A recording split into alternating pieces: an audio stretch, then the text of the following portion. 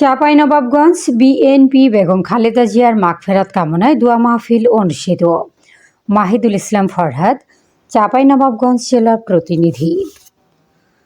বাংলাদেশ জাতীয়তাবাদী দল চাঁপাইনবাবগঞ্জ সদর উপজেলা পৌর শাখা ও অঙ্গ সংগঠনের আয়োজনে বেগম খালেদা জিয়ার বিদেহী আত্মার মাগফেরাত কামনায় বিশেষ দোয়া মাহফিল অনুষ্ঠিত হয়েছে। শুক্রবার বিকেল 4টায় নবাবগঞ্জ সরকারি কলেজ মাঠ প্রাঙ্গণে এ দোয়া মাহফিল অনুষ্ঠিত হয়। অনুষ্ঠানে প্রধান অতিথি হিসেবে উপস্থিত ছিলেন চাঁপাইনবাবগঞ্জ 3 আসনের সাবেক সংসদ সদস্য হারুনুর রশিদ। তিনি সাবেক 3 বারের প্রধানমন্ত্রী ও জাতীয়তাবাদী দলের চেয়ারপারসন বেগম খালেদা জিয়ার স্মৃতিচারণ করেন এবং তার দলও দেশের প্রতি অবদানের কথা তুলে ধরেন।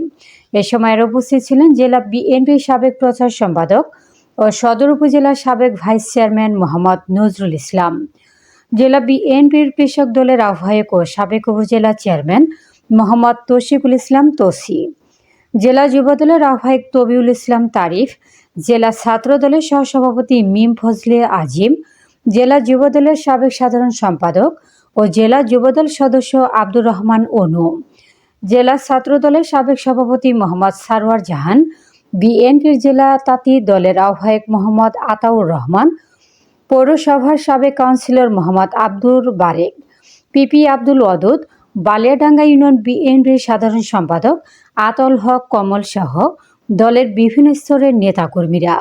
দোয়া মাহফিল পরিচালনা করেন চাঁপাইনবাবগঞ্জ টাউন জামে মসজিদের খতিব মাওলানা মাহবুবুর রহমান।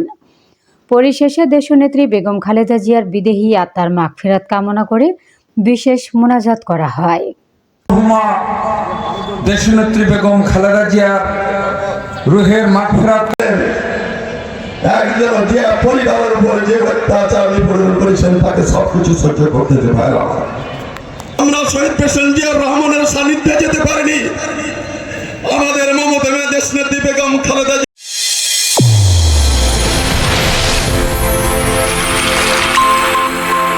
চ্যানেল A1 হৃদয়ের স্পন্দন।